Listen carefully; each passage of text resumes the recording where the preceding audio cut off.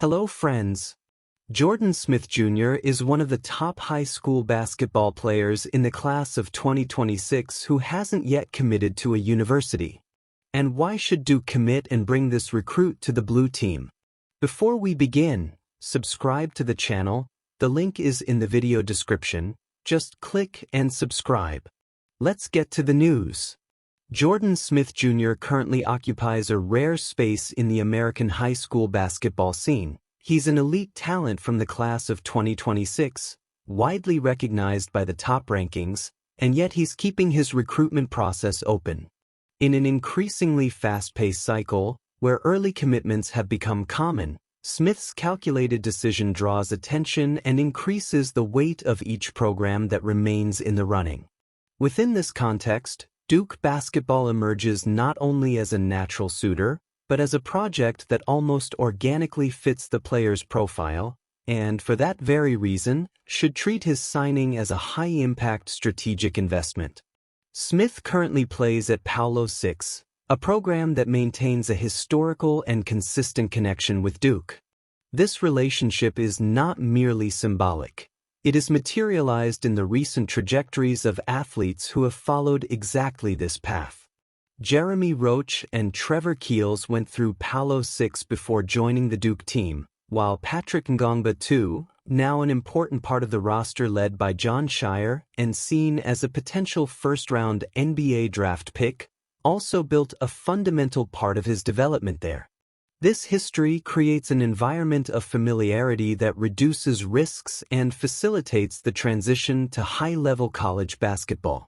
From a purely technical standpoint, the numbers and evaluations reinforce the magnitude of Smith's talent. He is ranked as the second-best player in the class of 2026 by 247 Sports, third by ESPN, and seventh by Rivals, rankings that rarely converge without a solid performance base. At the Hoop Hall Classic, one of the most important stages of the college calendar, Smith offered a clear sample of his potential when facing Cameron Williams, an athlete already committed to Duke.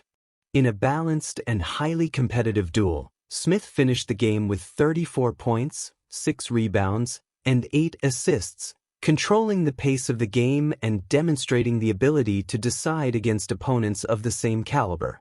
What differentiates Smith, however, goes beyond statistics. He describes himself, and is perceived by analysts, as a player of constant energy, someone who impacts the game on both ends of the court. His willingness to score, create plays, and defend with continuous intensity places him in the profile of a complete point guard, something increasingly valued in modern college basketball. His mid-range game, especially his pull-up shot, is an already established strength, while his improved three-point shooting points to an even higher ceiling. This combination of offensive aggressiveness, game reading, and defensive versatility makes him a prospect ready to contribute early on. When the focus shifts specifically to Duke, the scenario becomes even more favorable.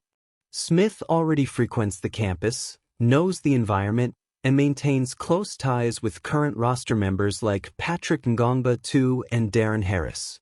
Furthermore, his relationship with assistant coach Chris Carrawell appears as a central factor in his decision-making process. For a player who values building real bonds with the coaching staff, this type of connection is not a detail, it's fundamental. Smith also demonstrates maturity in analyzing the impact of the transfer portal, an element that redefines the dynamics of college rosters. He seeks a program that offers an immediate opportunity to showcase his value, understanding that playing time is earned, but context matters. At this point, Duke basketball, under John Shire's leadership, has shown the ability to balance elite recruitment with internal development, creating real windows for young talents to take center stage without artificial barriers. Smith's final decision should occur between February and April, without a drastic reduction in options until then. This keeps the process open, but not indefinite. For Duke, the message is clear. This is a player who combines proven talent, a competitive profile, natural leadership, and cultural fit. Investing in Jordan Smith Jr. is not just betting on a great recruit, it's securing a piece capable of influencing the direction of the program in the coming years, both on the court and in the team's identity. Should Duke bet on the player? What do you think? If you agree, subscribe to the channel.